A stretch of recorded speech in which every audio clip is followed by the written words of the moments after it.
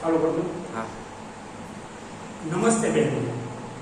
ધોરણ 12 કોમર્સની અંદર સામાન્ય પ્રવાહમાં અર્થશાસ્ત્રનું પહેલું ચેપ્ટર આપણે અગાઉથી ચાલુ કરેલું છે, અગાઉના ગત લેક્ચરથી.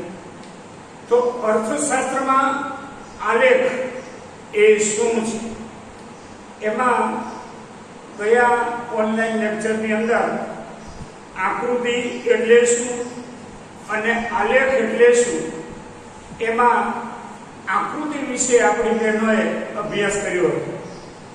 બહેનો, ગયા ઓનલાઈન લેક્ચરની અંદર આપણે જોયું કે અર્થશાસ્ત્રમાં સૌથી પહેલી બાબત એ છે કે અર્થશાસ્ત્રમાં જે આલેખ છે અને જે આકૃતિ છે એનું વિશેષ મહત્વ છે.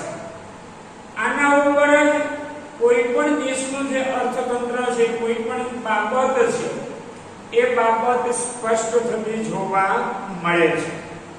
બહેનો, મેં અગાઉ આ જ્યારે ચેપ્ટર ચાલુ કર્યું ત્યારે મેં આકૃતિમાં ઇન્ટ્રોડક્શનની અંદર પ્રસ્તાવનામાં આપણી બહેનોને મેં કહ્યું હતું કે અર્થશાસ્ત્રમાં જે વાસ્તવિક જે જીવન છે, એ વાસ્તવિક જીવનમાં જે કોઈ ઘટનાઓ બને છે, એ ઘટના બન્યા પછી એની સમજૂતી અપાય છે. જે કોઈ ઘટના બને છે, એ ઘટના બન્યા પછી એની જે સમજૂતી છે, એ સમજૂતી આપવામાં આવે છે અને સમજૂતી આપ્યા પછી એના વિશે વિશ્લેષણ કરવામાં આવે. બહુ ઊંડાણપૂર્વક જે વિચાર છે, વિચારસરણી છે, જે વિશ્લેષણ છે, એ વિશ્લેષણ કરવામાં આવે છે. પછી આ જે વિશ્લેષણ છે અર્થશાસ્ત્રની અંદર, આકૃતિની અંદર કે આલેખની અંદર, પછી એ વિશ્લેષણ રાજ્યનો હોય, બેંકોનો હોય કે આંતરરાષ્ટ્રીય જે સંસ્થાઓ છે, એ સંસ્થાઓ આપેલી જે માહિતી છે, આંકડાઓનું ખાસ જે વિશ્લેષણ છે, એ વિશ્લેષણ થતું જોવા મળે છે. આની ચર્ચા આપણે અગાઉના લેક્ચરમાં કરી છે, પણ આજે એ 2 મિનિટ એટલા માટે હું પુનઃ રિપીટ કરું છું કે આકૃતિ અને આલેખ બંને એકબીજાની સાથે પરસ્પર રીતે સંકળાયેલા છે. પરસ્પર રીતે સંકળાયેલા છે. શું કામ સંકળાયેલા છે તેની ચર્ચા થોડી ક્ષણોમાં જ હું આ લેક્ચરની અંદર હું કરું છું. તો આ જે માહિતી છે, જે વિશ્લેષણ છે, એમાં રાજ્ય, બેંક, આંતરરાષ્ટ્રીય સંસ્થા, એની માહિતી આપવામાં આવે છે, એનું આંકડાકીય વિશ્લેષણ એ કરવામાં આવે છે. હવે આ જે વિશ્લેષણ કરવામાં આવે છે એના ઉપર નિષ્ણાતો દ્વારા જે ઘટનાઓ છે, એ ઘટનાઓની ચર્ચા થાય છે. હવે આ બધી ચર્ચા થાય ને, એમાં કોઈ પણ દેશના સામાન્યમાં સામાન્ય જે માણસ હોય ને, સામાન્યમાં સામાન્ય માણસ, એને આ બધી જે ઘટનાઓ છે, આ બધું જે વિશ્લેષણ છે, એમાં એને અભિરુચિ રહેતી નથી, રસ પડતો નથી. હવે આ રસ નથી પડતો એટલે આ બધી જે સમજ છે, જે ઘટનાઓ બને છે, પછી આ ઘટના રાજ્યની હોય, બેંકની હોય કે આંતરરાષ્ટ્રીય સંસ્થાની હોય, તો એ જે ઘટનાઓ છે એમાં મુખ્ય જે બાબતો છે, એ બાબતોમાં પ્રજાને સમજવા માટે અર્થતંત્રની અંદર, અર્થશાસ્ત્રમાં ચિત્રો દ્વારા એ વ્યક્ત કરવામાં આવે છે. ચિત્ર દ્વારા પ્રજાનું જે ધ્યાન છે, એ ચિત્ર દ્વારા પ્રજાનું જે ધ્યાન છે, એ ધ્યાન દોરવામાં આવે છે અને કેન્દ્રિત કરવામાં આવે છે. અને પ્રજા સુધી જે માહિતી છે, એ પ્રજા સુધી માહિતી એ પહોંચે છે. હવે પ્રજા સુધી માહિતી જે પહોંચે છે, એ કોના દ્વારા પહોંચે છે? આકૃતિ દ્વારા પહોંચે છે. આકૃતિ દ્વારા. હવે આકૃતિ એટલે શું એ મેં આપણા ક્લાસમાં કહ્યું હતું કે અવલોકિત માહિતીનું ચિત્ર દ્વારા જે પ્રતિનિધિત્વ છે, એને આકૃતિ કહેવામાં આવે છે. જે મેં બોર્ડ ઉપર વ્યાખ્યા દર્શાવેલી છે કે આકૃતિ એટલે શું કે અવલોકિત માહિતીનું ચિત્ર દ્વારા જે પ્રતિનિધિત્વ છે, એ ચિત્ર દ્વારા પ્રતિનિધિત્વને શું કહેવામાં આવે છે? આકૃતિ તરીકે ઓળખવામાં આવે છે. તો આવા જે વિશ્લેષણ છે, એમાં ખાસ કરીને તમે જુઓ કે સામાન્ય પ્રજા સુધી આ તમામ જે બાબતો છે, જે ઘટનાઓ છે, એ ચિત્ર દ્વારા સમાજના જે લોકો છે, એ સમાજના લોકો સુધી આપણે એને પહોંચાડવી છે, તો ચિત્ર દ્વારા એ કરવામાં આવે છે. એમાં બે બાબતો છે, આકૃતિ અને આલેખ છે. આકૃતિ અને આલેખ એ બાબત એ બહુ અગત્યની બાબત છે. તો આકૃતિ એટલે શું એ મેં હમણાં કીધું કે અવલોકિત માહિતીનું ચિત્ર દ્વારા જે પ્રતિનિધિત્વ છે, એ પ્રતિનિધિત્વને શું કહેવામાં આવે છે? આકૃતિ તરીકે ઓળખવામાં આવે છે. ફરી એક વખત બેનો સમજજો કે આકૃતિ એ શું છે કે અવલોકિત માહિતીનું ચિત્ર દ્વારા જે પ્રતિનિધિત્વ છે, એ શું છે? આકૃતિ છે. ચિત્ર દ્વારા એ પ્રતિનિધિત્વ આખું એ કરવામાં આવે છે. તો આકૃતિ અને આલેખ. તો આકૃતિ એટલે શું? એ આપણી બધી જ બહેનોને વ્યાખ્યા કંઠસ્થ થઈ ગઈ કે અવલોકિત માહિતીનું ચિત્ર દ્વારા જે પ્રતિનિધિત્વ છે એને આકૃતિ તરીકે ઓળખવામાં આવે છે. આકૃતિ દોરતી વખતે સ્કેલ માપને ધ્યાનમાં લેવામાં આવે છે. આકૃતિને દોરવા માટે આંકડા શાસ્ત્રનું જે જ્ઞાન છે એ જરૂરી નથી. પરીક્ષામાં એમસીક્યુ પૂછાય, તમારા પ્રશ્ન પેપરમાં એમસીક્યુ આવે કે આકૃતિને દોરતી વખતે નીચેનામાંથી કયા શાસ્ત્રનું જ્ઞાન જરૂરી નથી? તો એના ઉત્તરમાં શું આવશે તેનું કે આકૃતિને દોરવા માટે આંકડા શાસ્ત્રનું જે જ્ઞાન છે એ જ્ઞાન જરૂરી નથી. બહુ સમજજો કે આકૃતિને આપણે દોરવી છે તો સ્કેલ માપ જોઈએ, બરાબર? હવે આકૃતિને દોરવા માટે સ્કેલ માપ જોઈએ, બરાબર? તો એમાં સ્કેલ માપ પરફેક્ટ જરૂરી નથી. સ્કેલ માપ છે પરફેક્ટ જરૂરી નથી. આમાં ભલે કે આકૃતિને દોરવા માટે સ્કેલ માપ જોઈએ. હવે દાખલા તરીકે માની લો કે કોઈ આકૃતિ આ દોરું અને સ્કેલ માપ 1 સેન્ટીમીટર હોય તો 1 સેન્ટીમીટરનો ભાગ કેટલો થાય? નાનો હોય. હવે માર્કરથી હું દોરું કે ચોકથી દોરું તો 1 સેન્ટીમીટર કરતા શું છે? વધી જાય છે. એટલે ખાલી એ સમજવા પડતું છે કે આકૃતિને દોરવા માટે સ્કેલ માપ ધ્યાનમાં લેવામાં આવે છે. એને દોરવા માટે આંકડા શાસ્ત્રનું જે જ્ઞાન છે એ જ્ઞાન જરૂરી હોતું નથી. બીજા શબ્દોમાં આપણે કહેવું હોય ને તો આપણે કહી શકીએ કે આકૃતિ સ્વયં સ્પષ્ટ માહિતી માટે દોરવા માટે કે સમજવા માટે, સામાન્ય પ્રજાને સમજાવવા માટે આંકડા શાસ્ત્રનું ઊંડું જ્ઞાન જરૂરી હોતું નથી. હવે આકૃતિ શું કામ દોરવામાં આવે છે? આકૃતિ શું કામ દોરવામાં આવે છે કે સમાજનો જે નાનામાં નાનો વર્ગ છે, એ સામાન્યમાં સામાન્ય જે પ્રજા છે, જે વર્ગ છે, એ વર્ગ જે અવલોકિત જે માહિતી છે ને, એ અવલોકિત માહિતીનું ચિત્ર દ્વારા એ સમજી શકે. ચિત્ર દ્વારા એ સમજી શકે. મેં તમને અગાઉના ઓનલાઈન લેક્ચરમાં મેં કહ્યું હતું, ગયા મંગળવારના લેક્ચરની અંદર, કે પાણી બચાવવા માટેનું જે કોઈ ચિત્ર હોય તો એમાં મેં તમને કહ્યું હતું કે નળ ખુલ્લો હોય, ડોલ પાણીની ભરાઈ ગઈ હોય, પાણી છલકાઈ નીચે જતું હોય તો સેવ વોટર, પાણીને બચાવો. તો એ ચિત્ર દ્વારા જે છે એ સમાજના જે લોકો છે એ લોકોને આ સમજાવવામાં આવે છે કે જળ એ જીવન છે, જળ એ જીવન છે, પાણીને તમે બચાવો તો પાણી આપણને બચાવશે. તો એ ચિત્ર દ્વારા જે પ્રતિનિધિત્વ છે એ પ્રતિનિધિત્વ માટે એ લોકો એ સમજી શકે એ માટે આંકડા શાસ્ત્રનું જે જ્ઞાન છે એ જ્ઞાન જરૂરી નથી. હવે આ આકૃતિનો જે ઉપયોગ છે એ ક્યાં થાય છે? આકૃતિનો ઉપયોગ ક્યાં થાય છે? મેં આ પણ કહ્યું કે વિજ્ઞાપન જે કંપનીઓ છે એ વિજ્ઞાપન કંપનીઓમાં ખાસ કરીને આકર્ષણ ઊભું કરવા માટે જાહેરાતની જેટલી કંપની હોય, મોટી મોટી કંપનીઓ હોય, દાખલા તરીકે એલજી છે, ગોદરેજ છે, ત્યાર પછી અકાઈ છે, ઓનિડા છે, આ બધી કંપનીઓ જે છે એ જાહેરાત એટલી બધી ફેલાવે કે સમાજના લોકોમાં એક પ્રકારની જેને કહેવાય ને સાયકોલોજીકલ ઇફેક્ટ થાય, મનોવૈજ્ઞાનિક જે અસર છે એ અસર ઊભી થતી જોવા મળે. તો આકૃતિનો ઉપયોગ વિજ્ઞાપન કંપનીઓમાં આકર્ષણ ઊભું કરવા માટે, પછી ભારતના 29 જે રાજ્ય છે એ રાજ્યની માહિતી આપવા માટે, પછી સામાજિક જે સંસ્થાઓ છે એ સામાજિક સંસ્થાની અંદર જે જાગૃતિ છે એ સામાજિક સંસ્થાની અંદર જાગૃતિ ફેલાવવા માટે એ ખાસ કરીને આ આકૃતિનો જે ઉપયોગ છે એ ઉપયોગ થતો જોવા મળે છે। તો આકૃતિ એટલે શું કે અવલોકિત માહિતીનું ચિત્ર દ્વારા જે પ્રતિનિધિત્વ છે એને આપણે શું કહીએ, આકૃતિ તરીકે આપણે એને ઓળખીએ છીએ। ત્યાર પછી આવે છે આલેખ। આલેખ એટલે શું? આલેખ એટલે શું? તો અર્થશાસ્ત્રની પરિભાષામાં આલેખ કોને કહેવાય એની વ્યાખ્યા મેં લખી છે કે માહિતીને સતત આવૃત્તિમાં દર્શાવવી હોય, માહિતીને સતત આવૃત્તિમાં દર્શાવવી હોય ત્યારે આલેખ કહે છે। દરેક બહેનો બરાબર સમજો।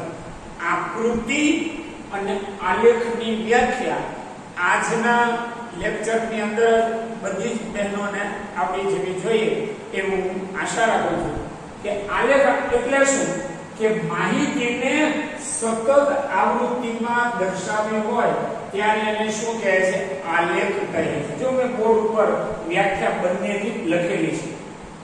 તો માહિતીને સતત આવૃત્તિમાં દર્શાવવી, જે માહિતી છે એ માહિતીને સતત આવૃત્તિમાં દર્શાવવી હોય ત્યારે એને શું કહેવામાં આવે છે?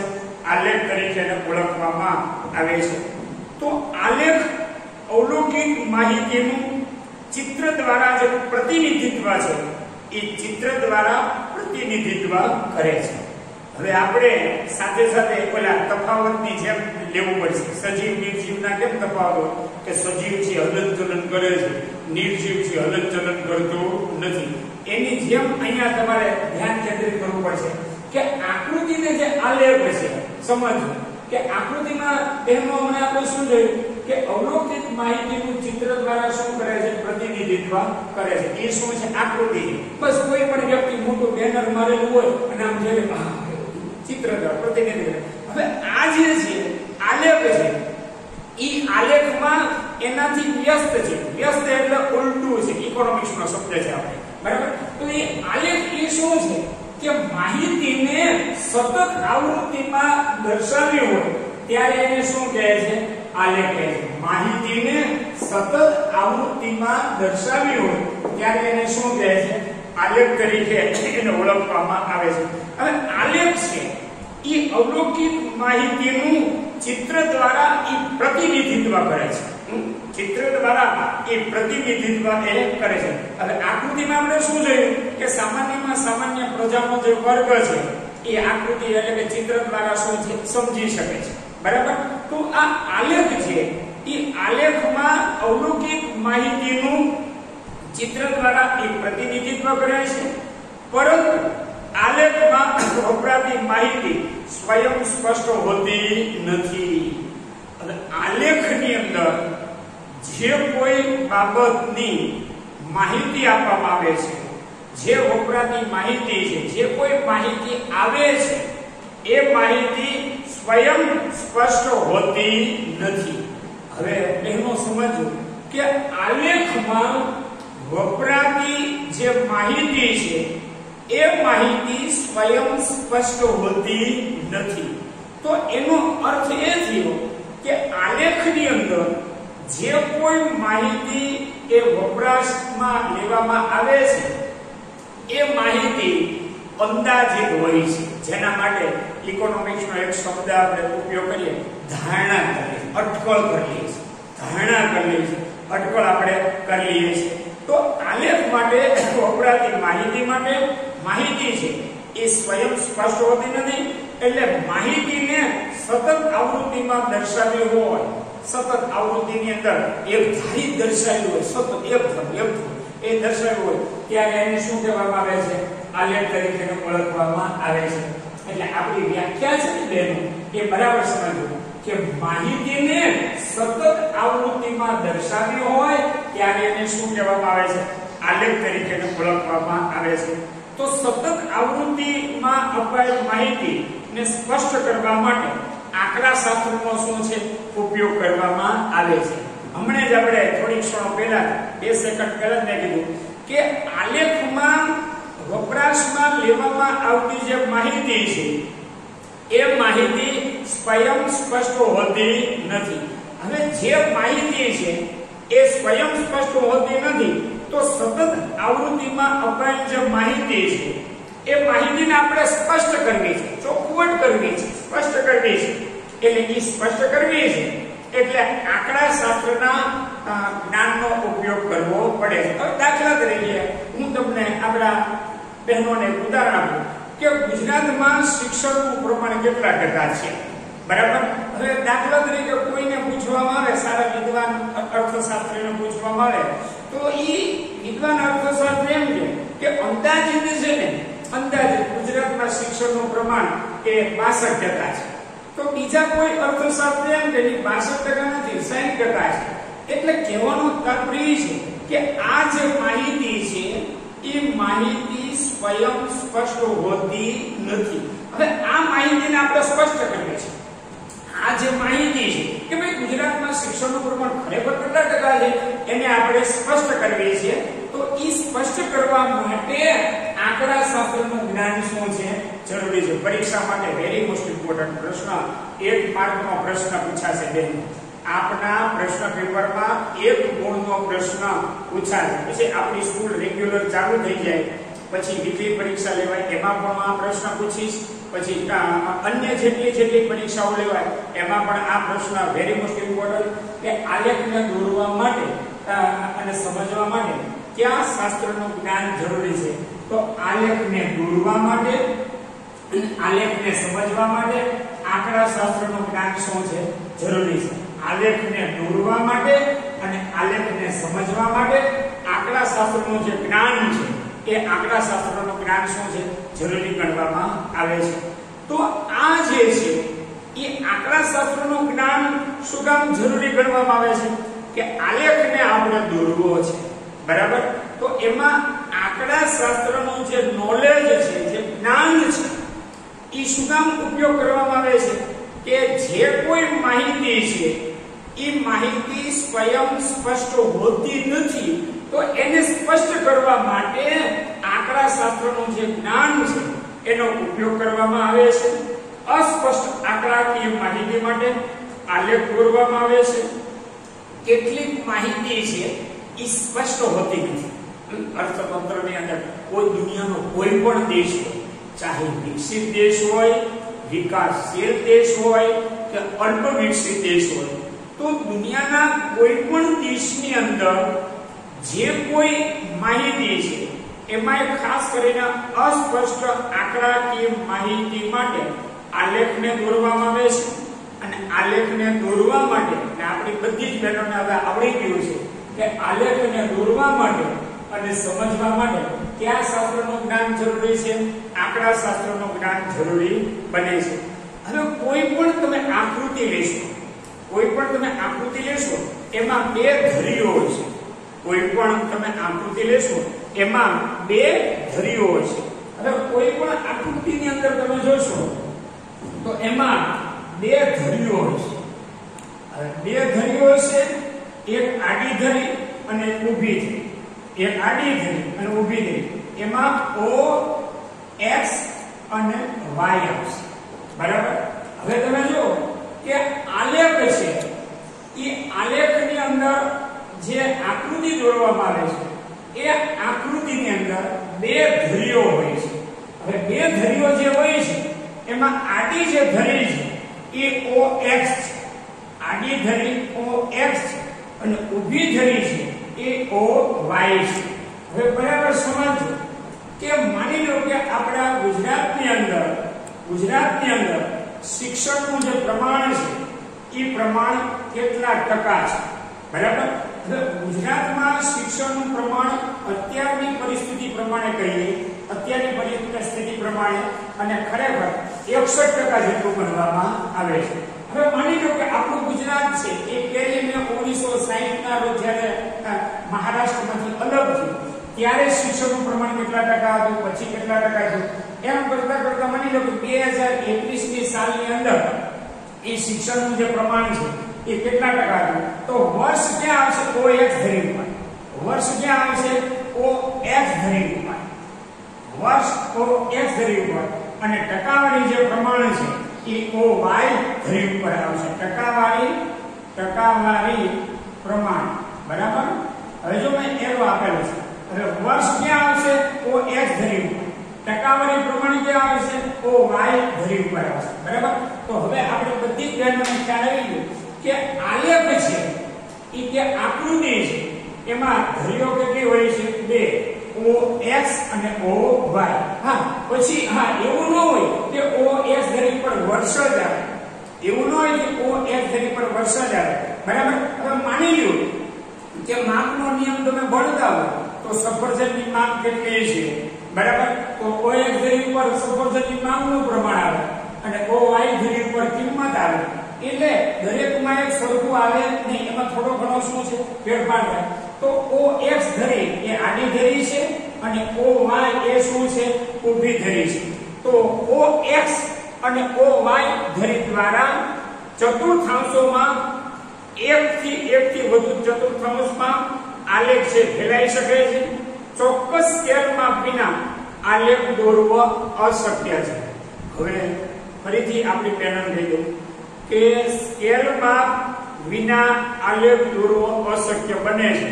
આમાં ભલે કહેવામાં આવે પણ એવા ચોક્કસ સ્કેલમાં લઈ શકાતું નથી. બોર્ડ ઉપર કોઈ પણ જે શિક્ષક છે એ શિક્ષકને જ્યારે આલેખ દોરવો હોય કે આકૃતિ દોરવી હોય તેમાં ચોક્કસ સ્કેલમાં દ્વારા આકૃતિ દોરી શકે નહીં. એમાં થોડો ઘણો ફેરફાર થાય ને થાય જ. પણ આમાં ભલે આપેલું હોય બહેનો કે ચોક્કસ સ્કેલમાં વિના આલેખ દોરવો શું છે? અશક્ય છે. બને ત્યાં સુધી ચોકસાઈ રાખવા માટે આપણે પ્રયત્ન કરીએ છીએ. જ્યારે સ્કૂલ ચાલુ થાય અને રેગ્યુલર આપણા વર્ગો ચાલશે ત્યારે હું આકૃતિ દોરીશ. બરાબર. પછી સમય સંજોગો પ્રમાણે પરિસ્થિતિ કેવી છે એના ઉપર શું છે આધાર રાખતો જોવા મળે છે. તો સામાન્ય રીતે આલેખ ગ્રાફ પેપર ઉપર દોરવામાં આવે છે. પરીક્ષામાં 1 માર્કનો પ્રશ્ન પૂછાય. બહેનો આપના પ્રશ્ન પેપરની અંદર 1 માર્કનો પ્રશ્ન પૂછાશે. આપના પ્રશ્ન પેપરમાં 1 ગુણનો પ્રશ્ન આવશે કે ગ્રાફ પેપર ઉપર શું દોરવામાં આવે છે? આલેખને દોરવામાં આવે છે. હવે આનો પ્રશ્ન પાછો ફેરવીને પૂછે કે આલેખ દોરવા માટે શેની જરૂર પડે છે? Graph paper. હવે આલેખને દોરવા માટે ગ્રાફ પેપર ઉપર જ દોરાય છે. આલેખને આપણે દોરવું હોય ગ્રાફ પેપર એટલે શું કે આપણે દરેક બહેનોને ખ્યાલ છે ગણિતની અંદર તમારે એ ભૂમિતિની અંદર કે અન્ય ગણિતની અંદર કે અન્ય કોઈ વિજ્ઞાનની અંદર આકૃતિમાં તમને ખ્યાલ હશે. તો આલેખ ગ્રાફ પેપર પર દોરવામાં આવે છે. પરીક્ષા માટે 2 માર્કનો ઉપયોગી પ્રશ્ન છે. 2 માર્કનો પ્રશ્ન છે ને બોર્ડ ઉપર લખેલો છે મહત્વનો પ્રશ્ન. મહત્વનો પ્રશ્ન. હવે 2 ગુણ માટે એ પણ અહીંયા દર્શાવેલું છે કે આલેખનો ઉપયોગ ક્યાં વધુ કરવામાં આવે છે? આલેખનો ઉપયોગ ક્યાં વધુ કરવામાં આવે છે? તો એનો જવાબ પણ મેં અહીંયા લખેલો છે બોર્ડ ઉપર કે આલેખનો જે ઉપયોગ છે એ સંશોધનકારો દ્વારા અને ઉચ્ચ શિક્ષણમાં કરવામાં આવે છે. આલેખનો ઉપયોગ ક્યાં વધુ કરવામાં આવે છે? તો આલેખનો ઉપયોગ ક્યાં વધુ કરવામાં આવે છે? એમાં દીકરીઓ આના જવાબ એ છે બેનો અહીંયા મેં દર્શાવેલો છે બેનો કે સંશોધનકારો દ્વારા એનો ઉપયોગ થાય છે અને ઉચ્ચ જે શિક્ષણ છે એ ઉચ્ચ શિક્ષણમાં આલેખનો ઉપયોગ કરવામાં આવે છે. સામાન્ય પ્રજાને માહિતી આપવા માટે આલેખનો ઉપયોગ થતો નથી. આપણી દરેક બહેનો હોશિયાર છે એટલે ખબર પડી ગઈ કે સામાન્ય પ્રજાને માહિતી આપવી હોય, સામાન્ય પ્રજાને માહિતી આપવી હોય, સમજણ શક્તિ આપવી હોય તો આકૃતિનો ઉપયોગ થાય છે. બરાબર. અને આલેખ છે એ આલેખ જે છે એ સામાન્ય પ્રજાને માહિતી આપવા માટે આલેખનો ઉપયોગ થતો નથી. એટલે આપણી તમામ બહેનોને ખ્યાલ આવી ગયો કે આકૃતિને સમજવા માટે આંકડા શાસ્ત્રનું જ્ઞાન જરૂરી નથી. આલેખને દોરવા માટે અને આલેખને સમજવા માટે આંકડા શાસ્ત્રનું જે જ્ઞાન છે એ જ્ઞાન શું છે જરૂરી ગણવામાં આવે છે. તો આલેખને દોરવા માટે અને આલેખને સમજવા માટે કયા શાસ્ત્રનું જ્ઞાન જરૂરી છે? આંકડા શાસ્ત્રનું જ્ઞાન જરૂરી ગણવામાં આવે છે. તો વિદ્યાર્થીની બહેનો કે આ જે આકૃતિને આલેખ અર્થશાસ્ત્રમાં જે આલેખ છે, અર્થશાસ્ત્રમાં જે આલેખ છે અને આકૃતિ છે એ શું છે એના વિશે વિસ્તૃતમાં તમે અભ્યાસ કર્યા પછી આવે છે, નવો એક ઉદાહરણ આવે છે, ટોપિક આવે છે, અસતત આવૃત્તિનું ઉદાહરણ. અસતત આવૃત્તિનું ઉદાહરણ. હવે અસતત આવૃત્તિનું જે ઉદાહરણ છે એમાં કિંમત અને માંગના એકમો છે.